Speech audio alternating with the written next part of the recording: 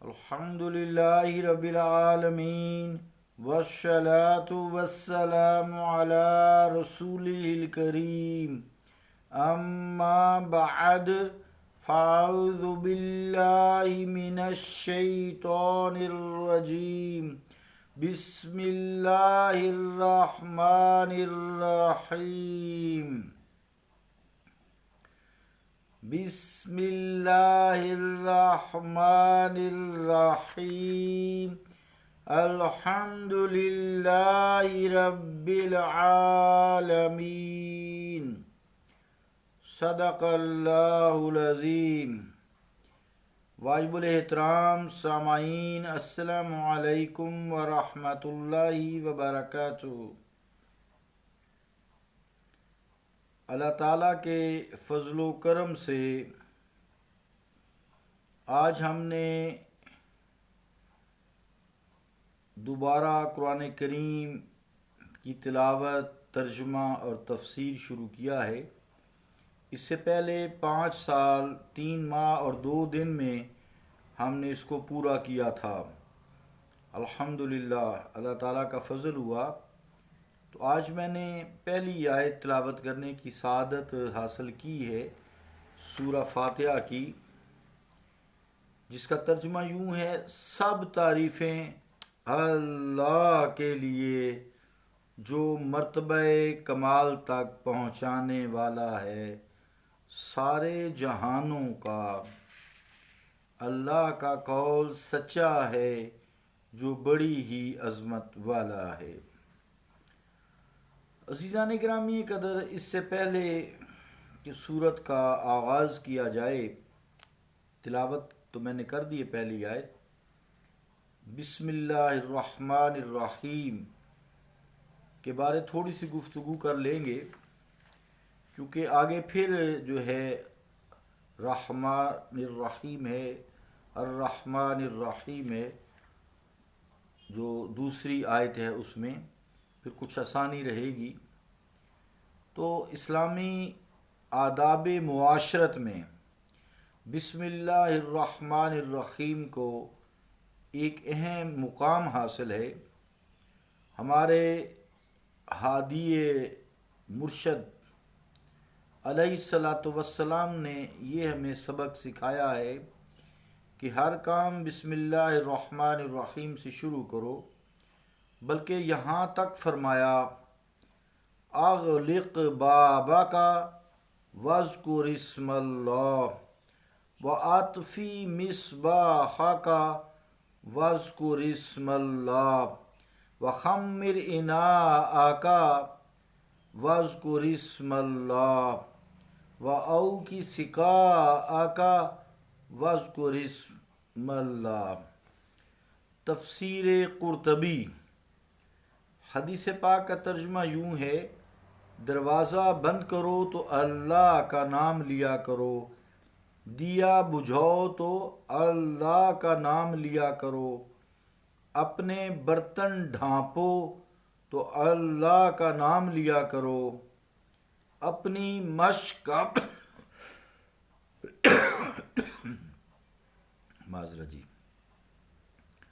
اپنی مشق کا منہ باندھو تو اللہ کا نام لیا کرو۔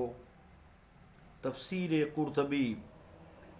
عزیزان گرامی قدر، مقصد یہ ہے کہ ہر کام چھوٹا ہو یا بڑا ہو، اسے کرتے وقت انسان کو چاہیے کہ اپنے کارساز حقیقی کا نام لینے کا عادی ہو جائے، تاکہ اس کی برکت سے مشکلیں آسان ہو جائیں، اس کی تائید و نصرت پر اس کا توکل پختہ ہو جائے۔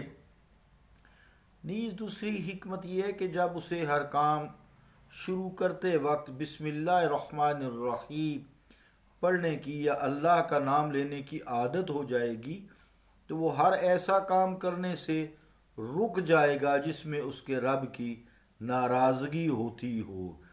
امام قرطبی رحمۃ اللہ علیہ نے صحیح سند سے یہ حدیث پاک نقل کی ہے کہ عثمان بن ابی العاص رضی اللہ تعالیٰ عنہ نے شکایت کی کہ یا رسول اللہ صلی اللہ علیہ وسلم، جب سے اسلام قبول کیا ہے جسم میں درد رہتا ہے تو حضور کریم علیہ الصلوۃ والسلام نے فرمایا کہ جہاں درد ہو وہاں ہاتھ رکھو اور 3 بار بسم اللہ الرحمن الرحیم پڑھو اور 7 بار یہ جملہ کہو اعوذ بعزتی وقدرتہ من شر ما اجد واحاذر۔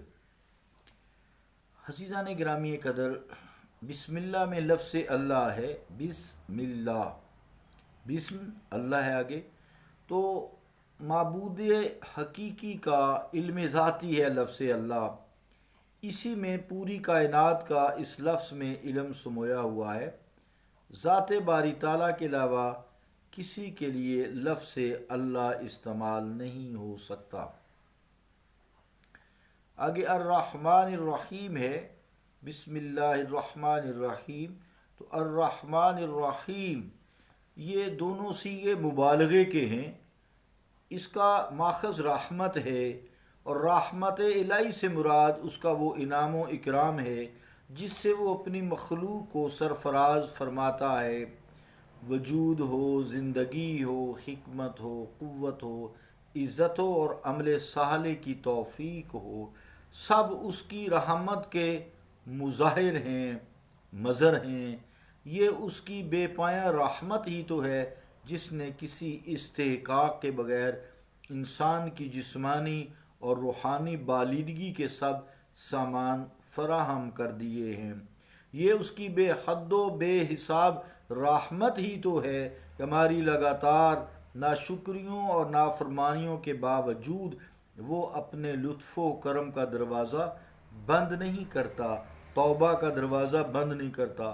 کبھی آپ غور فرمائیں کہ قرآن مجید کی جس صفت کا سب سے پہلے ذکر کیا جاتا ہے، یا قرآن مجید سب سے پہلے جس صفت کا ذکر کرتا ہے وہ صفت قہاریت اور جباریت نہیں ہے، بلکہ صفت رحمانیت اور رحیمیت ہے۔